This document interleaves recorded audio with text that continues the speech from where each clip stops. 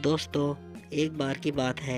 एक सुंदर से जंगल में एक टूनी नाम की चिड़िया रहा करती थी, जिसके 2 अंडे भी थे। वह टूनी बहुत प्यासी भी थी। उस जंगल में पानी की कमी थी, इसलिए पानी के लिए दूर दूर तक जाना पड़ता था।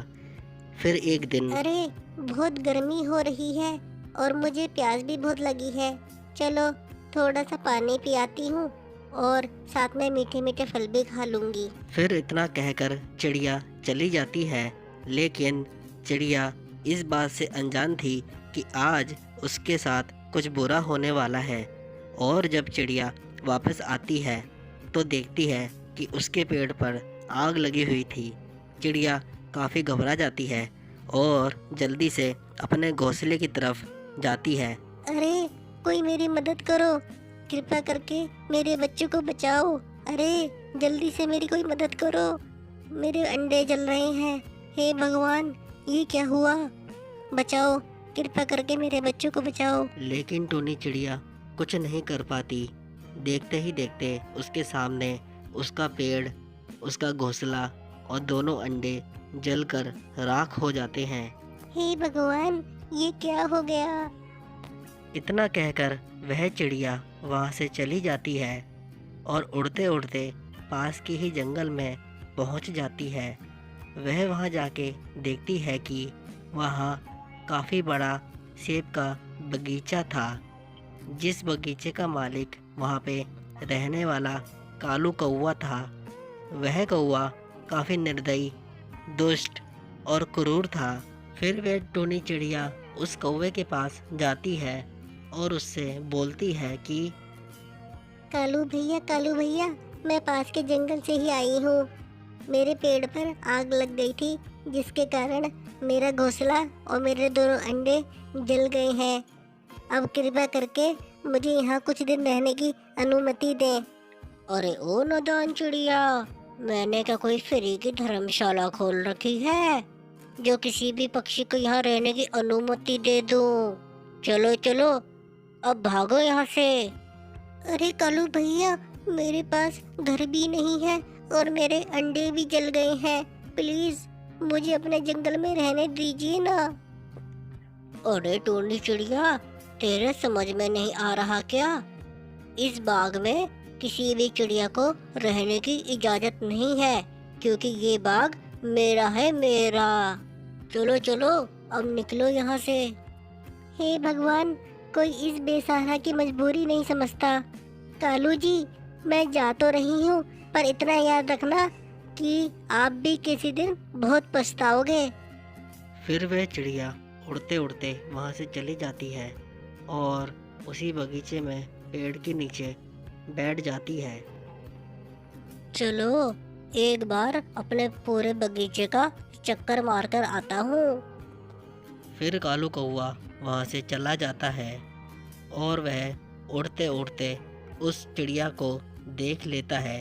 वह काफ़ी गुस्सा हो जाता है और उस चिड़िया के पास आके बैठ जाता है। अरे, ये क्या चिड़िया, तुम अभी तक यहीं हो? मैंने तुम्हें पहले भी समझाया था, यहाँ से चली जाओ, वरना मैं तुम्हें जान से मार दूंगा। ये कहकर कालू कौवा वहाँ से चला जाता है। अरे, ये कालू कौवा तो मेरे पीछे जान से हाथ धो के पड़ा हुआ है। अब कैसे पीछे छुड़ाऊं मैं इससे? फिर टोनी को उस पेड़ के नीचे एक सेब पड़ा हुआ मिलता है। वह उसे खाने लगती है क्योंकि वह काफ़ी भूखी थी। फिर थोड़ी देर बाद कालू कौवा सोचता है कि चलो देखकर आता हूँ कि वह चिड़िया मेरे बाग से गई कि नहीं गई। अगर वह चिड़िया मेरे बाग से नहीं गई तो आज मैं उसको जान से मार दूंगा और उसको मेरे हाथ से आज कोई नहीं बचा सकता। पता नहीं कहाँ कहाँ से आ जाती हैं अपना सड़ा सा मुंह उठाकर। फिर कालू कौवा उस चिड़िया को देखने के लिए वहाँ से चला जाता है। अरे, पता नहीं अगर वो दुष्ट कालू कौवा दोबारा आ गया तो इस बार तो मुझे वह जान से ही मार देगा। मुझे यहाँ से जाना होगा। फिर वे कालू कौवा वहाँ पर उस चिड़िया को और उसके पास पड़े सेब को देख लेता है और काफ़ी गुस्से में हो जाता है। अरे ओ नासपीटी, तू अभी तक यहाँ से गई नहीं और मेरे बगीचे का सेब चुरा के भी खा लिया। अब तुझे मेरे हाथ से मरने से कोई नहीं बचा सकता। फिर वह दुष्ट कौवा चाकू निकालता है और उस चिड़िया को मार देता है। और फिर वह कहता है, मैंने तुझे कितना समझाया पर तू मानी नहीं। अब इसे मरकर शांति मिल गई होगी।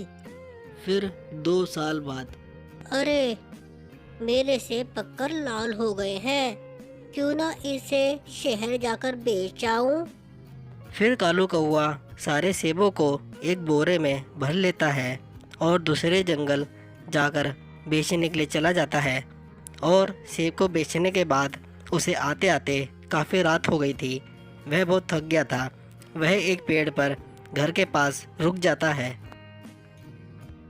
अरे, क्यों ना आज यहाँ रुका जाए, वैसे भी मैं बहुत थक गया हूँ। फिर कालू कौवा वहाँ रुकने का फैसला करता है कि तभी उसको वहाँ से डरावनी डरावनी आवाज़ें आती हैं। अरे, कौन है जो मुझे डराने की कोशिश कर रहा है? जल्दी से मेरे सामने आओ, वरना। फिर थोड़ी देर बाद वह चिड़िया कौवे के सामने आ जाती है और कौवा उसे देखकर डर जाता है और कहता है, अरे ये क्या, तुम अभी तक जिंदा हो? पर मैंने तो तुम्हें मार डाला था। हाँ, तुमने ठीक कहा शैतान काले कौवे, मैं वही चिड़िया हूँ। मैं बदला लेने आई हूँ। आज तुमको मेरे से कोई नहीं बचा सकता। तुमको मैं मार डालूंगी आज। इतनी देर में कालू कौवा उससे माफ़ी मांगने लगता है। अरे टूनी चिड़िया, मुझे माफ कर दो प्लीज, आज मुझे छोड़ दो। आज के बाद मैं किसी भी चिड़िया को परेशान नहीं करूँगा। प्लीज मुझे जाने दो। दुष्ट कौवे, मैं तुझे नहीं छोड़ सकती। मैंने भी तेरे से ऐसे ही रहम की भीख मांगी थी ना। फिर टूनी चिड़िया चाकू निकाल लेती है और उस दुष्ट कौवे को जान से मार देती है। और इस प्रकार से बेचारी चिड़िया का बदला पूरा हो जाता है।